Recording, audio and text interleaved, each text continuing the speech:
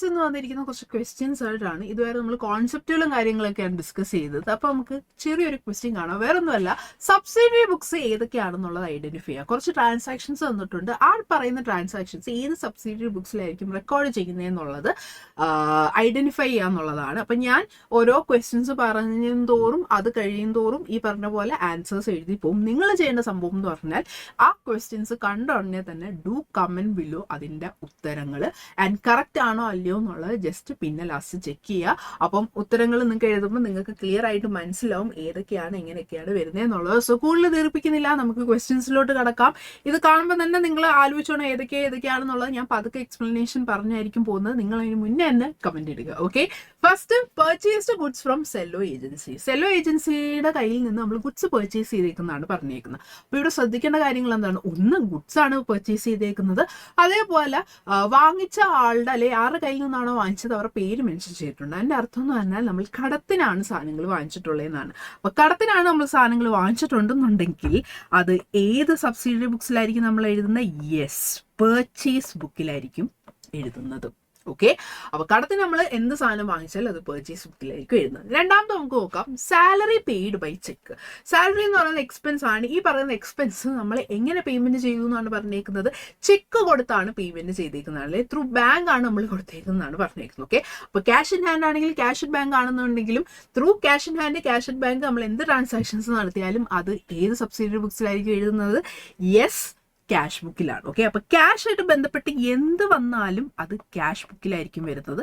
അത് cash in ഹാൻഡും ആവാം, cash in ബാങ്കും ആവാം. ഇവിടെ ചെക്ക് എന്ന് പറയുമ്പോൾ ക്യാഷ് ഇൻ ബാങ്ക് ത്രൂ എന്നുള്ള രീതിയിലാണ് പോയേക്കുന്നത്. യെസ്, മൂന്നാമത്തെ നമുക്ക് നോക്കാം purchased machinery on credit. Okay, അപ്പം നേരത്തെ ഞാൻ പറഞ്ഞ പോലെ രണ്ട് സംഭവങ്ങൾ നോക്കുക. ഇവിടെ എന്താണ് പർച്ചേസ് ചെയ്തേക്കുന്നത്? അസറ്റ് ആണ് വാങ്ങിച്ചേക്കുന്നത്, അതായത് മെഷീനറി ആണ് വാങ്ങിച്ചേക്കുന്നത്. ആൻഡ് ഈ പറയുന്ന മെഷീനറി നമ്മൾ എങ്ങനെ വാങ്ങിച്ചു എന്നാണ് പറയുന്നത്? കടത്തിനാണ് വാങ്ങിച്ചേക്കുന്നതാണ് പറഞ്ഞേക്കുന്നത്. ക്യാഷ് കൊടുത്താണ് വാങ്ങിച്ചേക്കുന്നുണ്ടെങ്കിൽ നമ്മൾ എന്തായിരിക്കും ചെയ്യുന്നത്? ക്യാഷ് ബുക്കിലായിരിക്കും എഴുതുന്നത്. പക്ഷെ കടത്തിന് നമ്മൾ ഒരു അസറ്റ് വാങ്ങിക്കുകയാണെന്നുണ്ടെങ്കിൽ ഈ പറയുന്ന നോർമൽ നമ്മൾ ചെയ്യുന്ന cash book, purchase return, sales return ഈ ബുക്കിലൊന്നും നമ്മൾ ചെയ്യത്തില്ല. നമ്മൾ ഏത് ബുക്കിലായിരിക്കും അത് എഴുതുന്നത്? യെസ്, ജേണൽ പ്രോപ്പറിലാണ്. കാരണം ഇതിലൊന്നും പെടാത്തതായിട്ടുള്ളത് ജേണൽ പ്രോപ്പറിലാണ് നമ്മൾ എഴുതുന്നത്. ഓക്കെ, ഇനി നെക്സ്റ്റ് നോക്കാം. Goods sold to Baiju were returned. Okay, നമ്മൾ ഈ പറഞ്ഞ പോലെ ഗുഡ്സ് ബിജുവിന് വിറ്റു. ഓക്കെ, ബിജുവിന് വിറ്റപ്പോൾ എന്താണ് സംഭവിച്ചത്?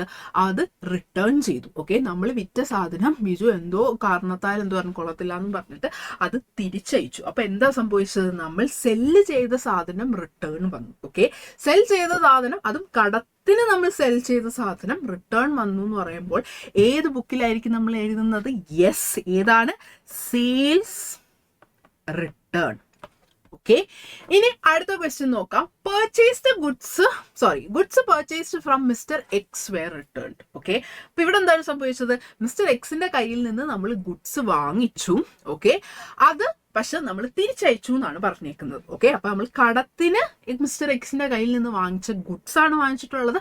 അത് നമ്മൾ തിരിച്ചയച്ചു എന്ന് പറയുമ്പോൾ അത് ഏത് ബുക്കിലായിരിക്കും വരുന്നത്? യെസ്, പർച്ചേസ് റിട്ടേൺ ആണ്.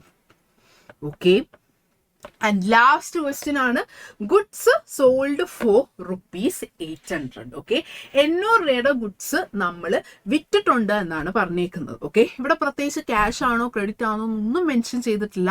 അതിന്റെ അർത്ഥം എന്ന് പറഞ്ഞാൽ എന്താണ്? നമ്മൾ പൈസയ്ക്കാണ് ആ സാധനം വിറ്റേക്കുന്നുള്ള അർത്ഥമാണ്. ഒന്നും മെൻഷൻ ചെയ്തിട്ടില്ല, ക്യാഷോ ക്രെഡിറ്റിനോ ഒന്നും പറഞ്ഞിട്ടില്ല. അങ്ങനെ ഒന്നും കൊടുത്തിട്ടില്ല എന്നുണ്ടെങ്കിൽ നമ്മൾ ക്യാഷിന് വിറ്റു എന്നാണ് പറയുന്നത്. അപ്പം ഞാൻ നേരത്തെ പറഞ്ഞായിരുന്നു ക്യാഷ് റിലേറ്റഡ് എന്ത് വന്നാലും നമ്മൾ ഏത് ബുക്കിലായിരിക്കും എഴുതുന്നത്? Yes, cash ബുക്കിലായിരിക്കും.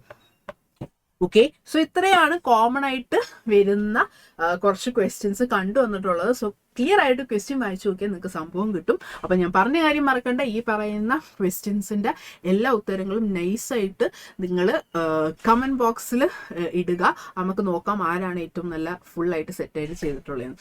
Thank you so much.